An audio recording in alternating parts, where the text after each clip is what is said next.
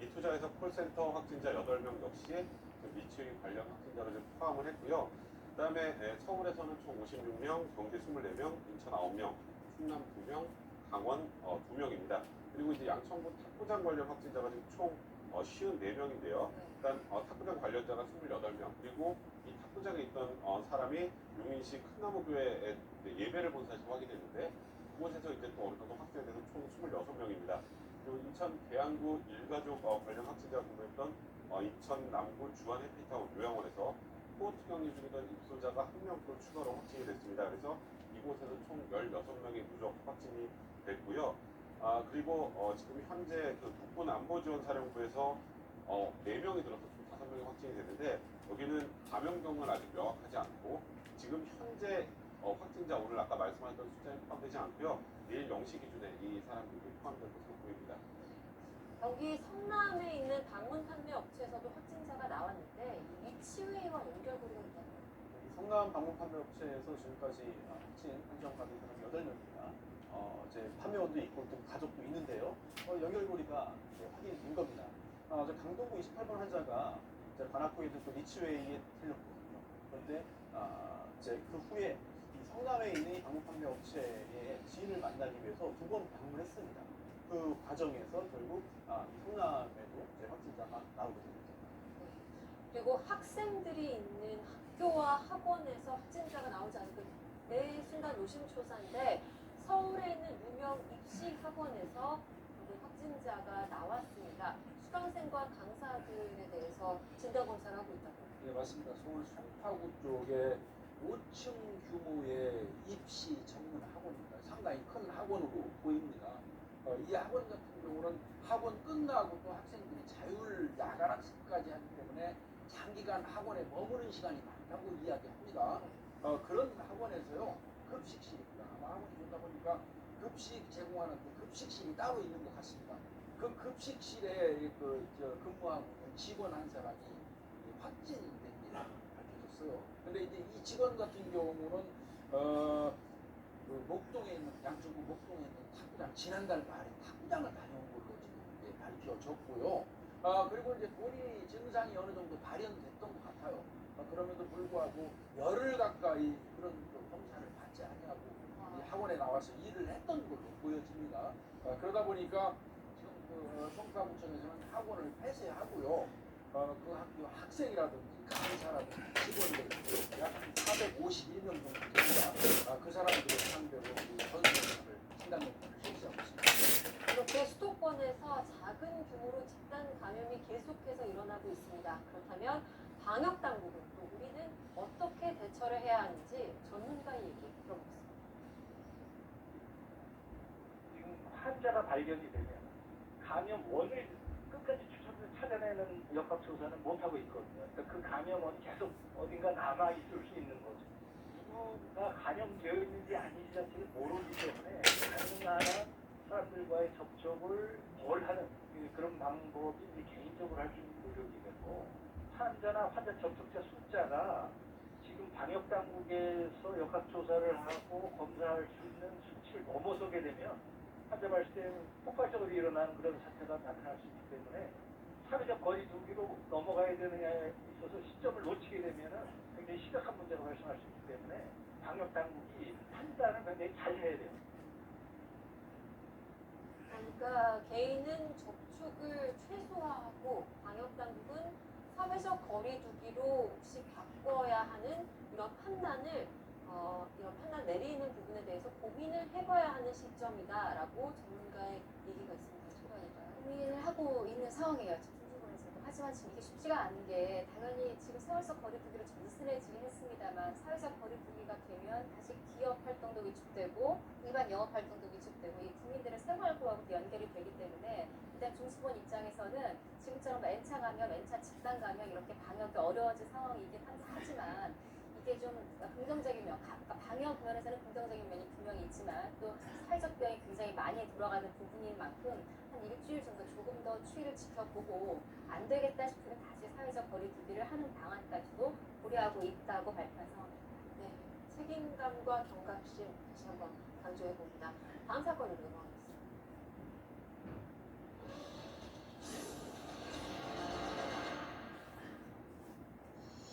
부산의 편의점에서 40대 남성이 가짜 휴대전화를 담보로 맡길 뒤 담배 등을 구입한 후 도망가는 사기 행각을 벌였습니다. 사회 경험이 부족한 어린 나이의 종업원 혼자 근무하는 편의점만을 골라 이런 일을 저지른 것입니다. 여러 명의 종업원이 왜 가짜 휴대전화에 속을 수밖에 없었던 것인지 그 전말은 사건 현장에서 밝혀봅니다. 부산에 있는 편의점들을 돌면서 교묘하고 치밀하게 수백만 원 상당의 담배 등을 훔친 40대 남성이 붙잡혔습니다. 어떤 내용인가요? 네, 부산 지역에서 이 40대 남성이 올해 3월 말부터 좀 활동을 한 겁니다. 여러 곳에 편의점을 돌면서 담배를 주문하는 거예요. 근데 뭐 한두가 아니라 100갑 사겠다. 그런데 내가 지금 지갑을 놓고 와서 지갑 가야 되니까 일단 담배부터 달라. 근데 이렇게 하면 누가 뭐 외상을 주겠습니까? 그러니까 담보를 이제 제공하는 거예요. 아, 내가 지금 너무 급해서 그러는데 일단 담배 가져가겠다. 대신 내가 이 휴대전화 맡기고 갈 테니까 잠깐 이제 먼저 갔다 오겠다. 이런 말을 한 거죠. 그런데 알고 보니까 그 담보조로 맡겨놓은 휴대전화가 가짜였습니다. 아, 결국은 이제 10곳 넘는 편의점에서 이러한 비슷한 유형의 피해 신고가 접수됐고요. 경찰이 수사에 나서서 어제 체크했습니다. 그런데 이제 피해액을 합해보니까 620만 원 상당의 피해액이 발생했습니다. 지금 피해 액수가 그렇게 적은 액수가 아닙니다. 그런데 영상을 함께 보셨는데 이 40대 남성이 통화를 하면서 편의점에 들어갑니다. 그런데 앞서서 손소 변호사께서 이 전화가 가짜였다라고 하신 거면 결국엔 지금 이게 연기를 하는 거죠? 그렇죠. 아예 들어올 때부터 저 직원이 조금도 의심하지 못하도록 어쩌면 연기를 했다고 보는 게 분명한 해석일 것 같습니다. 일단은 40대 이 남성의 말을 저 직원이 믿을 수밖에 없었던 이유 중에 이제 하나가 저것도 될 수가 있고, 휴대전화를 건넬 때 그냥 통화하고 막 얘기를 하다가 자기가 갖고 있는 수초 뭐 이런 것들이 사이를 끼어서 이렇게 주면서 정말 급하게 주고 가는 것처럼 내가 지금 급하게 갔다 올 테니까, 그러니까 실물을 바로 즉시 볼 수 있게 하지 않은 거죠. 그러니까 여러 가지 정황으로 봤을 때 받을 수 없는 상황이었고, 심지어는 가짜처럼 보일지언정 무게나 이런 걸 봤을 때 휴대전화 사러 가면은 모형 전화기를 만져보면 이게 있거든요. 근데 실제로 저는 켜보지 않은 이상 이게 가짜 모형 전화기인지 진짜인지 모를 정도의 눈속임도 함께 있었고, 지금 여러 이 가지 전화기를 써놓습니다. 무게감이 있으니까 옛날처럼 플라스틱 껍데기가 아니라, 그러다 보니까 아마 직원도 일단 수초 무게와 함께 들었을 때 속을 수밖에 없었던 상황이었습니다. 네. 편의점 종업원들은 이 40대 남성이 건넨 휴대전화가 가짜인 줄은 꿈에도 몰랐습니다. 휴대전화를 맡길 테니까 담배를 먼저 달라는 말을 굳게 믿고 담배를 건넸다가 지금 피해를 본 건데요. 속을 수밖에 없었던 이유를 피해를 입은 종업원에게 직접 들어보겠습니다. 앞에서 통화를 계속 하시더라고요. 뭔가 자기가 엄청 바쁜 사람인 것처럼. 전화를 끊더니 자기가 지금 너무 바빠서 그러는데 지금 이 물건을 자기가 다 주고 가겠다. 핸드폰을 두고 가면 되지 않겠냐. 수업을 딱 주면서 여기에 그 핸드폰이나 이런 게 뭐 민증이랑 다 있으니까 이렇게 수첩사에 이렇게 끼워서 주면 가짜 휴대전화라고 상상이나 할 수 있을까 싶습니다. 그런데 이 휴대전화는 어디서 나온 거예요? 네, 이 가짜 휴대전화 역시 훔친 물건이 있습니다. 아, 휴대전화 판매점에 이런 것들이 있잖아요. 그래서 일단 간 다음에 이거 가족에게 좀 보여주고 있다 라고 속여서 이제 바로 챈 건데요. 이렇게 훔친 모형 전화기를 가지고 담배 전기를 사용한 거죠. 굉장히 치밀한 수법으로 보이는데 어쩌다가 걸리셨나요? 경찰의 눈썰미에 딱 걸린 겁니다. 일단 CCTV 분석 등을 통해서 이 사람 동선을 확인하는 그런 과정에서 조금 전에 영상 보시면 아시겠지만 신발 신고 있잖아요. 그죠? 저 운동화를 기억하고 있었던 한 수사관이 쭉 이제 탐문을 하고 있는데 여관 2층 베란다 쪽에서 어디서 많이 본 신발이 하나 있는 거예요. 그러니까 이 지금 여관에서 머물면서 그곳에서 이제 운동화를 빨아서 이제 고르는 건데, 어디서 많이 본 운동화인데 해서 그 여관을 급습했고요. 급습해서 이제 저 남성을 검거를 했는데 검거 당시 편의점에서 훔친 225만 원 상당의 담배, 그러니까 담배 대략 500갑 정도를 가지고 있었다고 합니다. 그야말로 매의 눈입니다. 경찰관에게 딱 걸린 이 도둑 어떻게 잡았는지 수사를 맡았던 경찰의 얘기 들어보겠습니다. 현장에서 저희가 한 달 동안 수사하면서 그 신발에 대한 그 차기를 갖다 정확하게 숙지하고 있었습니다. 숙지하고 있었고 저희가 수색을 하는 과정에서 10분 전에 그 범행을 하고 그 신발을 말리고 있는 그 신발을 발견했고 신발을 기억하고 있었다는 게 생각할수록 놀라워요. 무슨 이게 실제로 처음에 보실 때 많이 기억에 남고 그렇게 하나요? 일단은 그 담당 수사관이 그 이 범행하는 CCTV를 수없이 봤다는 단지 수없이 보는 과정이 있었다는 거고요. 그다음에 이제 형사들이 이 용의자로 보이는 사람들 CCTV를 살펴볼 때는요, 형사마다 각각 다 달라요. 어떤 사람은 그 범인의 걸음걸이에만 집중하는 사람이고요. 또 어떤 사람은 요번 사건처럼 신발에 집중하는 사람이 있어요. 각각 특징점을 보는 그 시각들이 다른데 조금 전에 검거했던 그 경제 1팀장 같은 경우는 그 신발에 좀 신경을 썼던 것 같습니다. 네, 그래서 이제 검거를 하게 되는데 그런 사례가 몇 건 있었잖아요. 요전에 뭐그 부축배기 절도범 검거하는 것도 얼굴 기억했다가 퇴근길에 마주쳐가지고 검거한 그 사례도 있었고요. 또 뭐 경찰관이 CCTV 속 용의자 이 걸음걸이 보고 앞에 걸어가는 사람이 내가 봤던 사람 걸음걸이하고 비슷한 거예요. 그래서 쫓아가지고 추궁한 경우도 있고 그렇게 지금 잡는 경우가 꽤 있습니다. 정말 이른바 이 꽂히는 이 포인트가 있는 건데 다시 사건으로 돌아가 보겠습니다. 왜 이렇게 담배를 훔쳤나요?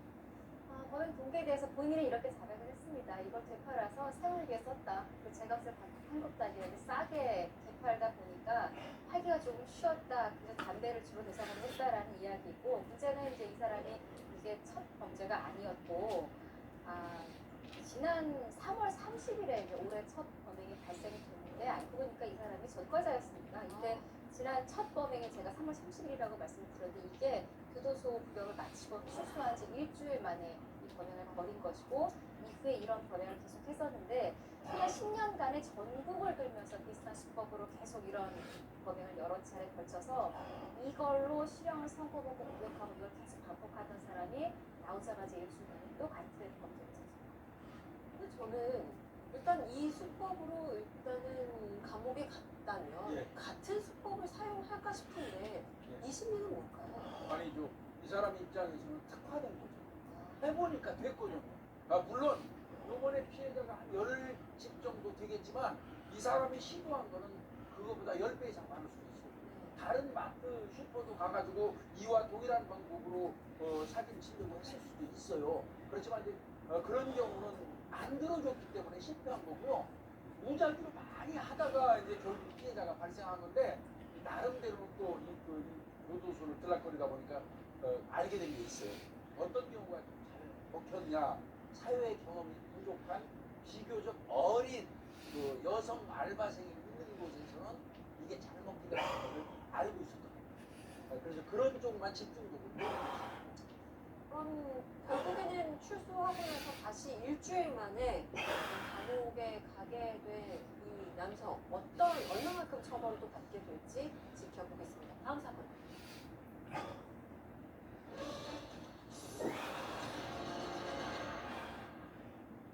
경북 창녕에서 부모의 학대를 피해 도망친 9살 아이의 외국 아버지가 학대 사실을 인정했습니다. 그러면서 아이에게 뜨겁게 달궈진 프라이팬에 손가락을 뒤지라고 말한 사실도 밝혀졌습니다. 점점 커지는 공분 속에서 9살 아이를 학대한 이들 부부에 대한 수사 진행 상황을 사건 현장에서 짚어봅니다. 이 사건이 세상에 처음 알려졌을 때도 충격적이었는데 조사를 하면 할수록 충격이 더하겠습니다. 강남 창녕군에서 부모의 학대를 피해서 도망쳐 나온 9살 여자 어린이 초등학생 사건인데요. 일단은 어떤 부분들이 더 드러났나요? 일단 이 피해 아동이 9살 여자입니다.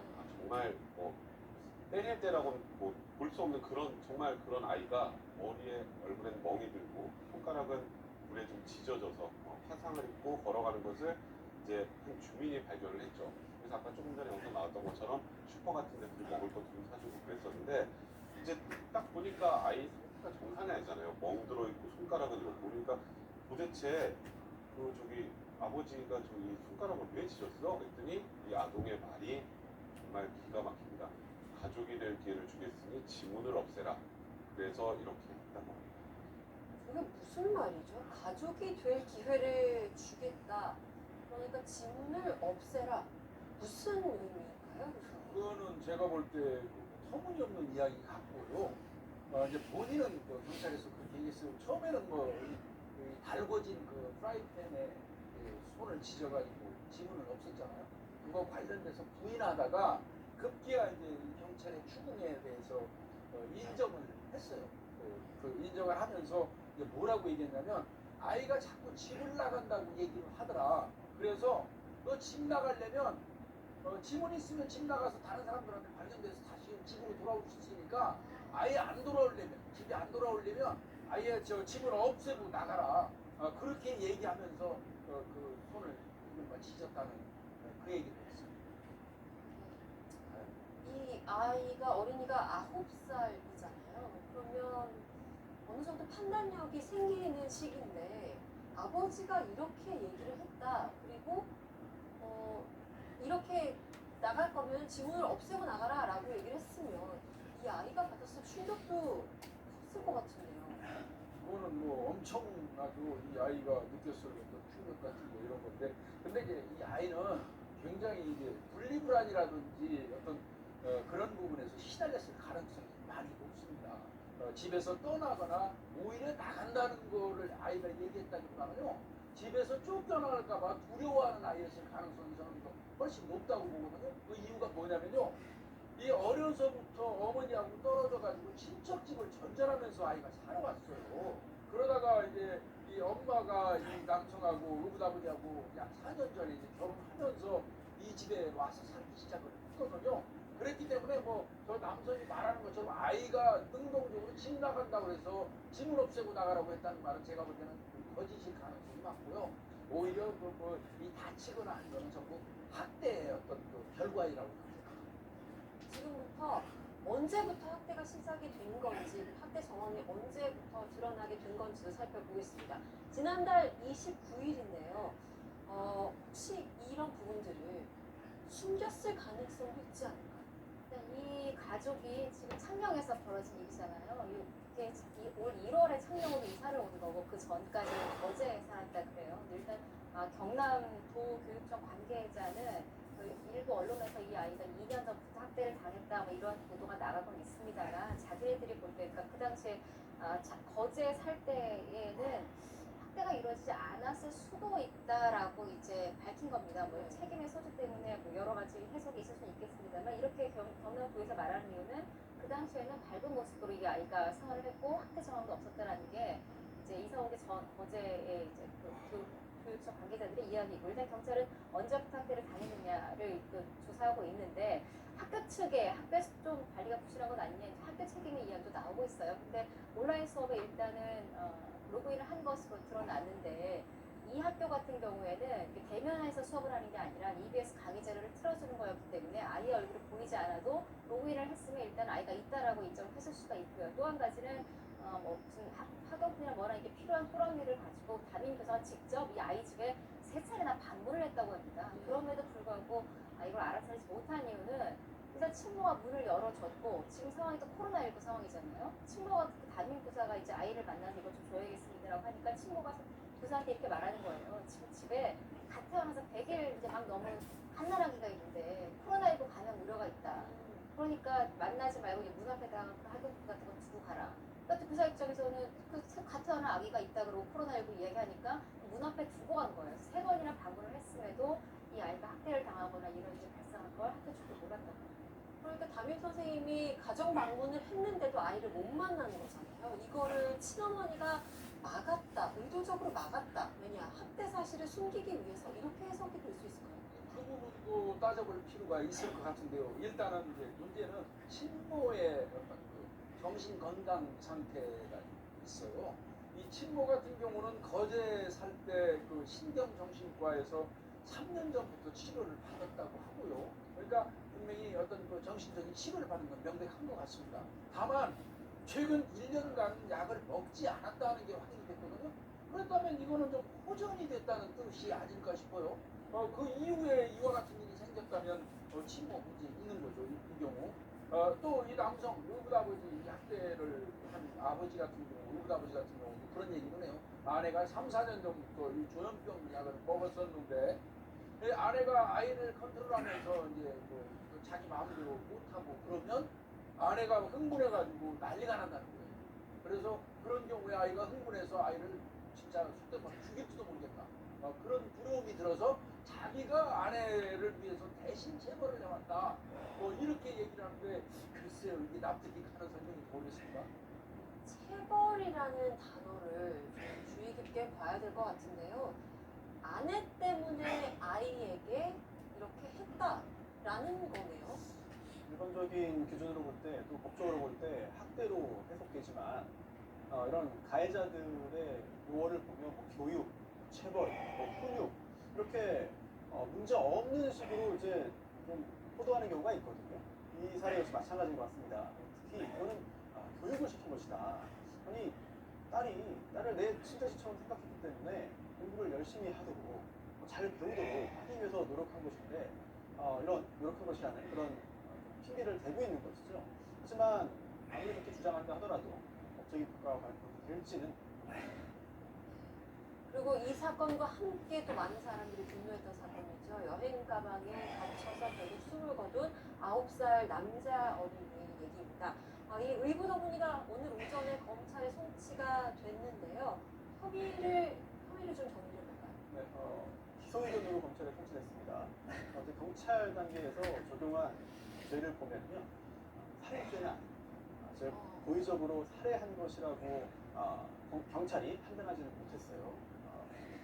그러면서 이제 아동학대처벌 특례법에 있는 아동학대 치사죄를 적용했습니다.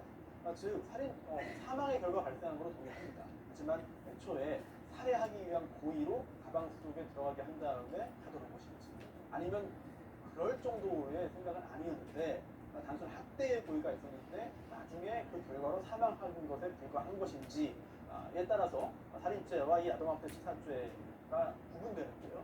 일단 경찰 단계에서는 살인죄의 고의를 확인하지 못했다는 의미로 이해할 수 있겠고요. 다만 경찰 단계에서 이 수사가 끝나는 건 아닙니다. 앞으로 경찰 단계에서도 수사가 계속 진행될 것이기 때문에 추가적인 정황이 이제 포착된다면 얼마든지 살인죄로 기소될 가능성도 여전히 존재합니다. 그러니까 고의였냐 아니었냐에 따라서 혐의가 바뀔 수도 있다는 건데 그렇다면 이 부분을 입증하기 위해서는 지금 친아버지가 어떤 얘기를 하는지가 중요해질까요? 하여튼 이 사건이 발생하고 지난 2일 날 발생했죠. 발생하고 난 다음에 어찌됐건 이 계모는 지금 이제 입건이 됐지 않습니까? 구속됐으니까 경찰 입장은 그렇습니다. 시간이 별로 없어요. 검찰로 송치할 시간이. 일단 어머니 같은 경우는 계모죠. 어머니를 먼저 이 검찰로 송치를 하고 난 다음에 아버지 같은 경우는 그동안 참고인으로 참고인으로 조사받는데 별건으로 입건을 해가지고 이 사람도 같이 아이를 학대한 적이 있는지, 아니면 또 자신의 아내가 아이를 학대하는 걸 알고 있었으면서도 강조했는지, 이런 거 여부를 또 한번 확인할 예정이라고 합니다. 지금 이 두 사건에서 공통점들이 여러 가지가 있는데 그 중에 하나가 이 부모가 아이를 제대로 키우기 위해서 체벌을 한 거다, 훈육을 위해서 그런 거다라고 하는데 이해가 안 간다는 반응들이 대부분입니다.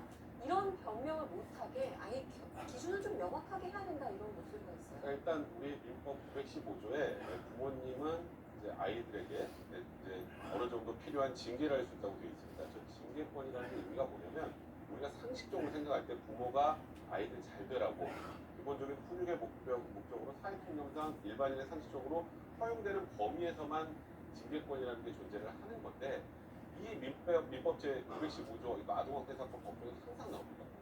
우리 이걸로 한 거예요. 근데 그게 좀 과했네요. 죄송합니다. 이런 쪽이거든요. 그러니까 아이 조항을 없애자는 겁니다. 그래서 법무부에서는 이 아동의 복지를 위해서는 이 징계권 조항 자체를 삭제하는 게 바람직하다. 그러니까 이걸 빌미로 잡고 형량을 낮게 받으려고 하는 그런 노력들이 있으니 사실 허용되는 징계인지 허용되지 않는 징계인지는 이 조문이 없어서 다 안다는 거예요. 근데 이게 있으니까 우리 민법 915조 있어서요. 그 징계권 우리 부모가 자녀 잘 크라고 할 수 있잖아요. 근데 제가 하다 보니까 좀 과했네요. 이런 주장을 하지 못하게 아예 없애자라는 걸 추진하려고 한다고 합니다. 어른도 이렇게 꼬집는 걸 예로 들면 장난으로 꼬집었는지 정말 악감정이 있어서 꼬집었는지 알잖아요. 아이들도 마찬가지입니다. 체벌과 학대가 분명히 다르다는 점. 그래서 아동 학대에 대해서는 그러니까 근본적인 해결책이 필요하다는 점 다시 한번 생각해봅니다. 다음 사건입니다.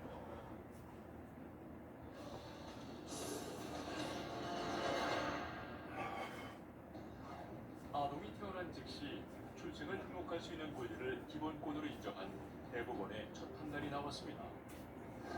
대법원은 1, 2심에서 출생 등록을 거부당한 한 남성의 딸에 대한 출생 신고를 받아들인 것입니다. 미혼부도 엄마에 대한 서류 없이 자녀에 대한 출생 신고를 가능케 한 이번 판결은 사건 반장에서 분석해 봅니다. 이 사건의 정확한 사연부터 좀 살펴볼까요? 예, 한국 남성 박 씨라고 제가 추측을 하겠습니다. 중국인 여성과 사실혼 관계로 살다가 지난 2018년 9월에 아이를 낳습니다. 이 아이의 출생 신고를 하기 위해서 이제 관할 주민센터에 갔는데 거절을 당합니다. 일단은 절차적으로 혼인 신고를 하지 않은 혼외자가 됐고요. 혼인 신고를 하지 않았다는 첫 번째. 두 번째, 일단 아이가 태어났으니 그럼 지금 빨리 혼인 신고라고 뭐 하면 될 텐데 이 여성의 국적이 외국인이었기 때문에 절차상 또 다른 문제가 있었습니다. 세 번째는 절차상 따지다 보니 이 여성의 갖고 있는 여권이 갱신 불허가 돼서 지금은 소용이 없는 여권이었던 거예요. 그래서 결국은 출생 신고를 하지 못하고 돌아오게 됩니다. 지금 절차상 문제라는 표현이 계속 나왔는데 이거 어떤 문제일까요? 일단은 이 사건에 이 태어난 아이는 2018년 9월 8일 날 청주에서 있는 한 병원에서 출생을 했으니까 사건 자체는 2018년 사건이라고 볼 수 있겠습니다. 이 아내가 되는 사람 같은 경우는 2009년경에 이 중국인 여성인데요. 중국 당국으로부터 여권 갱신이 불허가 됐어요. 그러니까 어떤 사유로 여권 갱신을 불허했는지는 모르겠습니다. 중국 당국에서. 그러다 보니까 이 여성 같은 경우는 일본에 있었던 것 같습니다. 일본에서는 난민주의를 획득을 했어요. 그 난민주의를 획득한 다음에 그걸 근거로 우리나라로 들어온 겁니다. 입국을 한 거예요. 그리고 이제 대한민국에서 아까 말씀드린 것처럼 지금 사실상 남편 박 씨를 만나가지고 이제 아이를 출생하게 된 것이죠. 그러니까 결국 아이를 출생한 건 대한민국인 겁니다. 그런데 이제 대한민국에서 아이를 출생했으면 아이 출생 신고를 해야 되잖아요. 그 출생 또 혹은 혼인 신고, 출생 신고에 필요한 이런 그 서류 같은 거를 이제 발급받아야 되는데 대한민국에는 이 사람은 어떻게 보면 난민주의로 들어온 사람이잖아요. 정상적인 어떤 법적 절차로 들어온 사람이 아니다 보니까 그런 서류 일체를 받을 수가 없는 것이죠. 이번 판결이 나오기 전에 이 사건과 좀 비슷한 사연을 저희가 몇 주 전에 사건반장에서 다뤘었습니다. 미혼부가 출생 신고를 하는 게 뭐 불가능한 건 아닌데 미혼모에 비해서는 조건이 좀 까다롭다. 그때도 얘기를 했었죠. 일단요, 혼인 중에 아이가 태어나면 엄마건 아빠건 출생신고는 어렵지 않습니다. 그건 당연히 결혼 중에 나온 거니까요. 근데 이제 혼외자라고 해서 이제 사실혼 관계인 경우도 있고, 원치 않은 임신을 하는 경우도 있고, 여러 가지 경우의 케이스에서 이제 미혼모 혼자 아이를 키우게 되는 경우에 아이 출생신고 쉽습니다. 엄마와 아이는 연결되어 있기 때문에 여기는 특별히 까다로운 조건 없이 미혼모의 경우에는 아이 출생신고 전혀 문제가 아닌데 아빠는 좀 얘기가 다릅니다. 근데 아빠 같은 경우에는 이제 소위 인지청구라고 해서 저 아이가 내 아이입니다라는 걸 확인을 1차적으로 해야 되는데 사실 그 절차를 거쳐서 내 아이라는 걸 확인하고 이제 출생신고를 해야 된단 말이죠. 그래서 일단은 그 아이 엄마를 찾아가서 혼인관계증명서를 발급받아서 출생신고를 해야 되는데 이 문제는 애 엄마가 어딘지 모르는 경우도 있고요. 그죠? 그리고 애 엄마가 아예 떠나서 찾을 길이 없는 경우도 있어요. 옛날에 이제 그런 경우에 출생신고 너무 어렵다고 해서 좀 이따 설명을 하시겠지만 일명 사랑법이라고 해서 출생신고 할 수 있는 길을 열어뒀는데 이번 사안은 그것과 조금 달라서 문제가 됐던 겁니다. 네. 그래서 이 아버지죠. 이른바 이 사랑이법을 근거로 가정법원에 아이의 출생신고를 하기 위해서 시도를 했는데 그렇다면 우리는 이 사랑이법이 뭔지부터 좀 살펴봐야 될 것 같아요. 소개를 좀 해주시죠. 네, 사랑이가 이제 아이의 이름이죠. 가명입니다. 그런데 이 사랑이의 친구가 이제 미혼 부인 상태였어요. 그런데 친모가 떠났습니다. 그리고 친모의 어떤 인적 사항을 몰랐기 때문에 당시 법령에 따라서 출생 신고가 굉장히 좀 근거가 없게 되는 거죠. 그러다 보니까 문제가 있었고 결국 법이 바뀌었어요. 그래서 2015년에 새로 규정이 생겼는데 이 모의 성명, 등록 기준, 예전에 놓으시면 본적이죠.